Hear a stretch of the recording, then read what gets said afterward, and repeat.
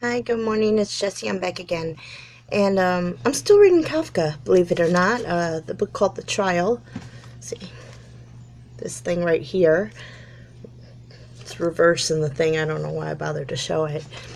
But it's it's a really interesting book that I think that people today would find value in reading. And it's hard to explain, right?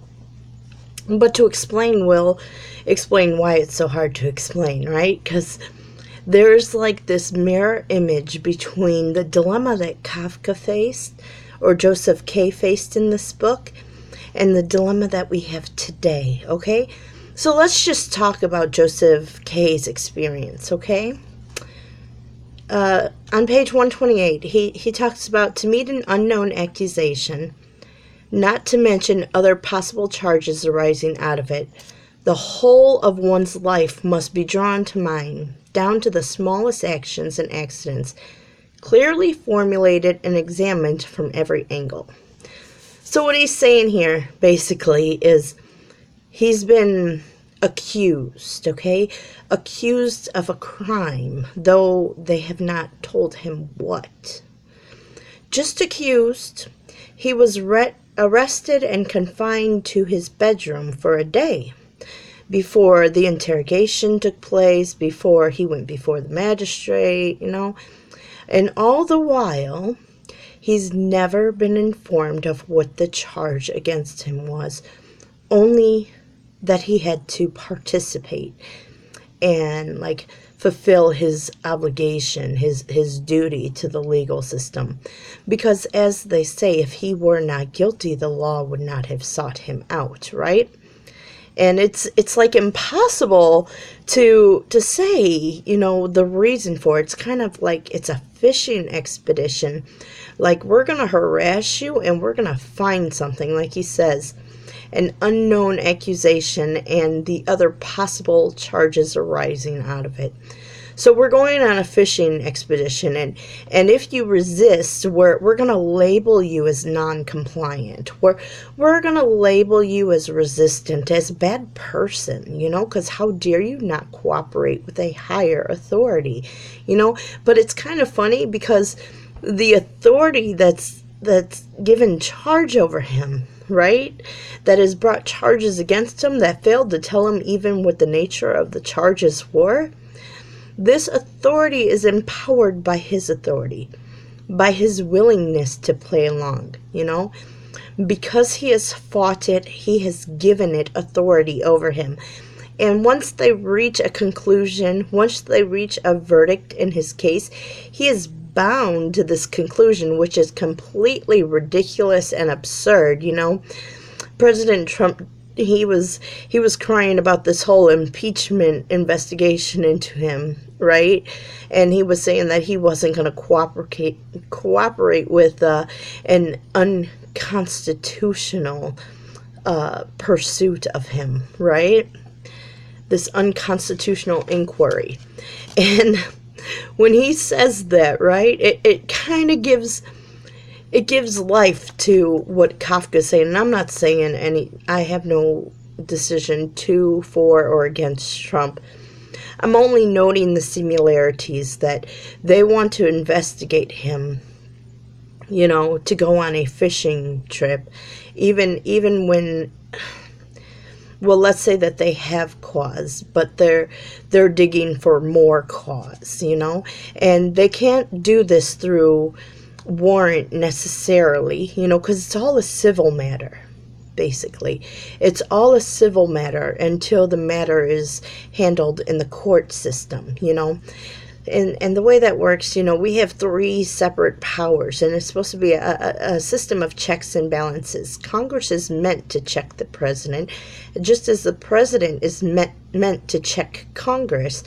And both of those authorities are meant to check the judicial system, and the judicial system is meant to check both of those systems. There's a big system of checks and balances, only somewhere throughout time everything got skewed, and we've lost the Constitution in all of it. And the real victim is not Trump, but rather the real victim is the Constitution, because these people who are pursuing one another in matters which they recognize does not fit into the bounds of the Constitution. It's not their duty per se. It's just they have taken their power and added to it, and are overstepping the bounds of their power, the real victim in all of this is the Constitution, and the Constitution is what keeps us safe, and it keeps us protected from things like this. So if we're going to champion anything here, it ought to be the Constitution. We shouldn't pick a side of, Trump or Congress, or even the Supreme Courts. We shouldn't pick the side of them, but we should pick the side of the law. We shouldn't we shouldn't side with any particular party, right? Because they all abuse their power and privilege in some way, shape, or form, And it's been that way for years. And it's been that way so much so that they have given power to others to abuse their power. They haven't even noticed, They haven't even, it hasn't even occurred to them, the importance of keeping with the Constitution in making laws. And yet no one has checked them on this, and the Supreme Court has not brought a case before it that challenged this. But these civil matters in our country, these civil matters which run on the accused authority, and if the accused doesn't participate, then the accused is already deemed guilty and worse than guilty. It all needs to stop, because let me just show you what happens in these kind of systems, okay? I'm going to go back in the book a little bit. On page 88 of the book, we find that the wardens are getting whipped. And the reason why they're getting whipped, when I say the wardens, these are the officers that originally confined Kay to his room, They're being whipped because they ate his breakfast and was ruffling through his belongings, right? So Kay complained to the magistrate about it, and because Kay complained, they got whipped, and Kay felt guilty for them being punished like this, because this is, a horrendous punishment. These are grown men forced to strip naked and whipped with an actual whip by another grown man, and done so in a public institution like a bank. It makes absolutely no sense whatsoever the way that they handle justice, only except that their roles were not clearly defined, and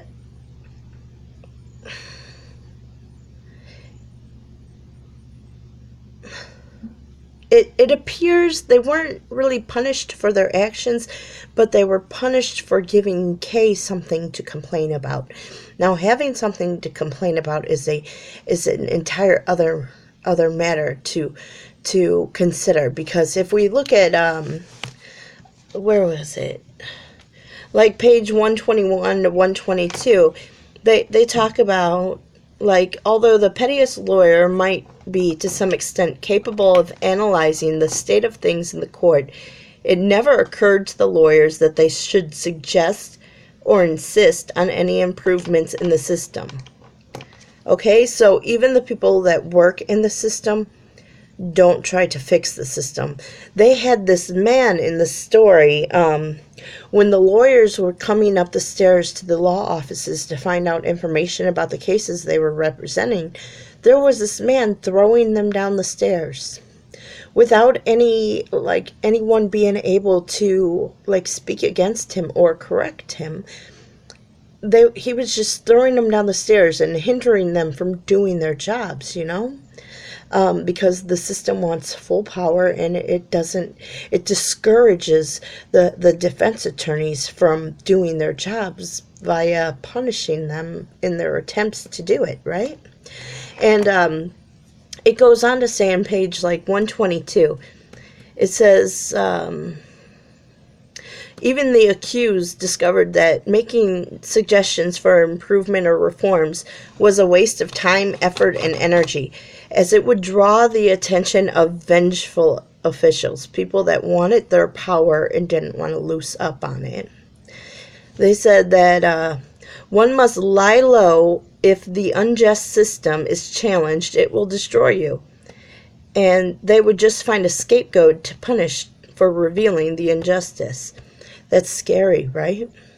That they preserve the unjust system, and yet they'll single out an individual, possibly one of these attorneys in the system, to make the scapegoat for the error and preserve the system.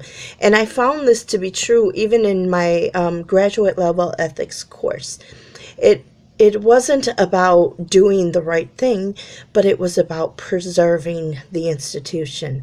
It was a class taught on how to speak, to not be held accountable, not for personal reasons, but because you have to preserve the integrity of the institution. So we see some real congruence, real connection between the injustice that Kay speaks about and the injustice that happens today on multiple levels, mind you. They don't say what Kay's charge is here, just that he was, participating in this court. Maybe someday they'll tell us, but for now he's like, what did I do to possibly deserve this? What can I do? And while going through the system, he's finding himself, party to more accusations, and they actually, have a foundation because, when he found the wardens being whipped, he offered to bribe the whipper. And this is a very serious offense, a very serious charge. If found guilty of bribery, one could be sentenced to jail in actuality, in our time and their time. So you have to understand the importance of understanding, what was going on with Kay here and what is going on in our world today, because it's completely. So let me continue on a little bit, because I wanna introduce you page 118 and further on, okay? And he talks about the disadvantage of a judiciary system, just a legal system in general, right? Which insisted on secrecy from the start. They didn't have any right understanding of human relations, and they were confined day and night to the workings of the system. Whereas, in such cases, a knowledge of human nature itself was indispensable. I can think on this. I can relate to this in so many ways, right? Because when I was in school, I studied social work. I have my master's degree in social work. And we always talked about the importance of knowing the person, of giving the person the opportunity to tell their story. And yet when I found myself the victim of some accusations that weren't brought to my attention, I found that my story didn't matter, that they were just there fishing for information. And, I've never been a very religious person. Like, never. I'm baptized Catholic, My mom was Catholic. I do church every Sunday, and I read my Bible regularly, and I praise God all the day long. But I've never been very religious. And one of the first accusations that I heard my classmates talking about was, why does everything have to be so religious? Why is she so overbearing with her Christian, and I'm like, wait a minute, because I've never been that person. But it appeared to me that someone was speaking, and it doesn't take much for other people to believe a lie. Doesn't take much at all. And if they're not connected to me, if they're not familiar with me, all they need is an authority person, a person who sits over the top of them to say this. And if that's not enough, if they repeat it several times, if you repeat a lie enough, people start to believe it as truth. And I found myself in the same place where I see these people on a daily basis, and yet I'm facing accusations that don't even fit me, you know? And it was completely ridiculous, okay? And then this next part really gets me, because on page 118, right, they talk about how the young lawyers, they went and received supervision and direction from more experienced lawyers, completely uninvolved. Okay, in social work, we don't always know what to do, and we're told this, we're not going to know what to do, but we can receive supervision, and it's mandatory to receive supervision so that we go and we talk to somebody with more experience than us who can tell us how to handle the case. But then again, the limits of their power is limited by my perceptions, you know? And in this way, the person that we're helping, or the person that sits accused in front of us, the person that we're working with in whatever faction it is, they're not, how do I say, they're not really the ones being helped by this kind of system, but rather the system is preserving itself. You understand? A supervisor justifies herself by saying, hey, I had no contact with the person. And the person treating the person justifies himself by saying, hey, I received direction from my supervisor. So you get this thing where wrongs are done and there's no accountability, right? But of course, the ultimate goal in all of this is preserve the system. Preserve the integrity of the institution. You understand?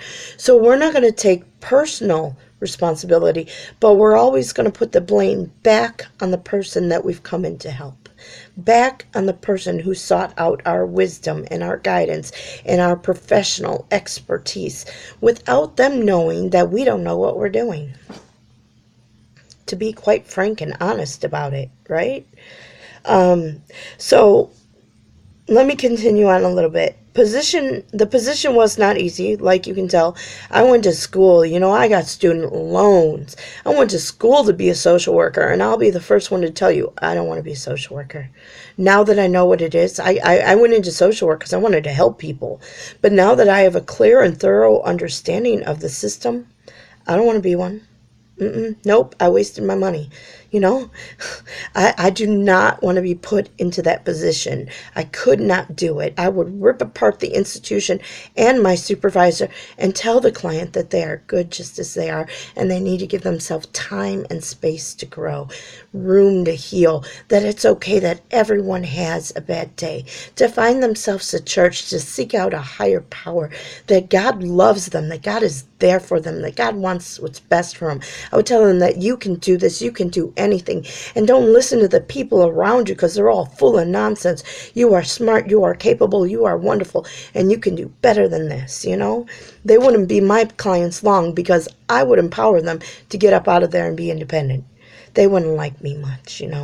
That system, it works on broken people, and it works on keeping people broken, so don't expect it to help you.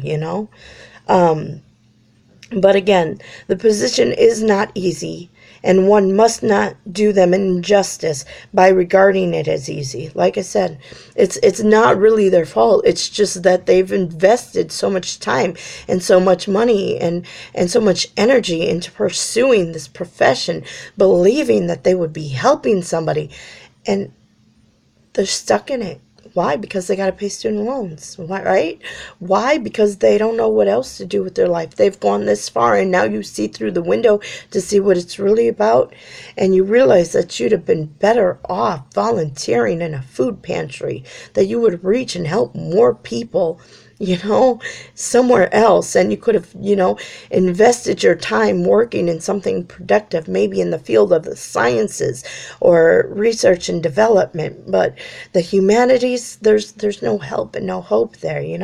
It's ridiculous. I'm just speaking out my personal opinion here, my own personal experience, my own personal testimony. No, I don't know if anybody else shares this. I'm sure there are agencies out there that actually do help people, but unfortunately, Unfortunately for me, when I reached out for help, those same agencies that were supposed to help me busted my head and joined the bandwagon. So I don't see them as being helpful. I see them like Egypt, like a useless nation. And how could they be like this? How could they ignore the truth and front a lie, give power to a lie, give power to some false accusations that I'm not even being made aware of?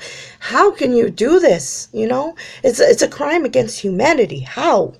you know so let's read on a little bit more. Okay. Ranks of officials mounted endlessly so that not even an initiated could survey the hierarchy as a whole. So not even someone who's in the system, who's taught by the system, groomed by the system, fully understands the system. And we see this in this little back and forth in between Congress and the presidency. And not just with Trump, we saw it with Obama, we saw it with Clinton, we saw it with Bush. They just go back and forth. If you can't find anything else to attack a man for, attack him for his extramarital affairs. That's ridiculous, completely ridiculous. That was something that should have never been spoken of, and definitely never have been spoken of publicly. You respect the office, and when you attack the office, you degrade the office, and the office lacks the authority that it's supposed to have. But who checked the ones who were checking the president? Nobody, because everybody thought that they were justified in what they were doing, and they weren't. Who cares if he had an extramarital affair? It's not your business. That is a family matter. You understand? Nonsense, right? So let's keep going. Everybody played a role and sticks to that role, so that the final verdict and the initial reasons for the case, reasons for the verdict, lay beyond the reach of the officials. So we're all working towards, we have a common goal here. A common goal is to make this thing stick. And we're each going to play a part in it so that none of us can claim responsibility for it, but together we're going to cause it. And something in me reminds me that this system is like a seven-headed beast. It's like a beast with many heads, all heads working independently to come together and devour one person in one body, Ridiculous stuff here. And Kafka brings it to light. Kafka brought to light the game before they played the game. It's amazing. And I'm telling you, if you read this book, it will empower you to know what to do when these trials come upon you. If you read this book, Jesus is good. Read the Bible, mind you. Read the Bible. But these people, they don't care nothing for Jesus. Okay, they don't believe anything in Jesus. Jesus is like a personal savior, right? He sets you free from your desire to commit sins. He doesn't set you free from the persecution. In fact, he tells you there will be persecution. So knowing that there will be persecution, find out what the persecution is. Find out their ways, because the devil hasn't changed his ways. He might have put a new face on it, but the game is the same. He might have got a little more, what's the word? He might have got a little more empowered by the people, He might have got a little more mojo. But his game is always the same, and his game always leads to death. Always, always, always leads to death. And we have to know this, because if we follow him, if we keep his ways, we'll be a nation in chains. We'll be a nation of slaves. We'll be a nation falling apart. We'll be a nation with the economy crashing. We'll be a nation where the other nations want to come in and obliterate us. We'll be a nation where there's nothing but earthquakes and floods and famines. Sound familiar? Does any of that sound familiar? Then understand that the reason why this stuff is happening is because we've put down God and picked up a beast. Picked up a beast, believing that he knew better than we do. And this is a mistake. This is a mistake that has been wrought since the beginning of time, from the time in the garden where Satan tempted Adam and Eve to eat of the fruit, okay? Believing that his authority, his reasoning, his rationale was more superior to their own. If he said it, if he told us this, and we took the bait, if we do what he says, then it's not our fault, it's his fault. But then we find he's not the only one punished. You understand? Sure, he was cursed to eat the dust and crawl on his belly, but Adam and Eve was cursed to pain with childbirth, you know? Adam was cursed to work the land all the days of his life. All the days of the life. He had to work for what was his. He had to work to produce it. It wasn't naturally his anymore, you know? And because the work is hard, you know? Because the work is incredibly difficult. Especially when we're doing it by ourselves, you know? We're more prone and susceptible to be enticed by what the beast is saying and what the beast has to offer. Because he's telling us that... Let me get a drink. Yes, that's my Pepsi. But he's telling us that if we oppress this people, it will make us look more justified in our positions, you know? This whole thing with AJ Friend, I don't know if any of y'all have heard about this case of this little boy who was beaten to death. And DCFS was involved, and they, in the aftermath, tried to cover their responsibility by planting fake documents. They planted fake documents in this little boy's file to make it look like there was no risk, or to make it look like other people were responsible and failed to do their job. And then they say, they complain on the news. I got like a dry throat. But they complain on the news that both the worker who was engaged in this case and the supervisor still have their position. And they were outcrying about this. But the people with the outcry, what they don't understand is what they did is not just particular to one case. It is a standard practice. See, the devil's attacking me. He doesn't want me to tell you this. It's a standard practice.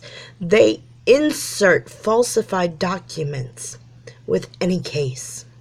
Any case where they could be seen in the wrong. When I first moved here, they falsified my son's shot records and tried to make it look like I didn't have his shots done. And made me take my son to the doctor to have his shots done. And then I get to the doctor and they don't even give him the shot that was missing, but rather give him something else. And it's not that that other shot was unnecessary, but it was like they brought me to the doctor under false pretenses. You understand? It's a standard practice that they do when they want to harass somebody, when they want to justify themselves. It's not the worker individually. The worker is doing their job. You understand? It's the job that's the problem. It's the people who are writing the policies and saying what the job is. It is the lawmakers who are making our lives impossible and unbearable and requiring people to do horrible things to be employed after they've invested time and money, you know, lots of energy in pursuing their degrees, pursuing their careers. And now if they don't break the law or following these policies, then they don't have their job anymore. which, you have to have pity for them, like Kafka says. Their job isn't easy, and don't do them an injustice by thinking that it's just them. It's not just them. It is the ones who are enacting the laws. We have to go back to a time where we recognize that we live in a country with a constitution, and the constitution is important. And just because you do things in the dark doesn't mean that it's okay, right? It doesn't mean that it's okay. And you should not be doing them. It's going to come out, if not one way in another. You can't just keep fronting lies. So somebody is ringing my doorbell. I have to go. So y'all have a good day. I'll come back and finish this later.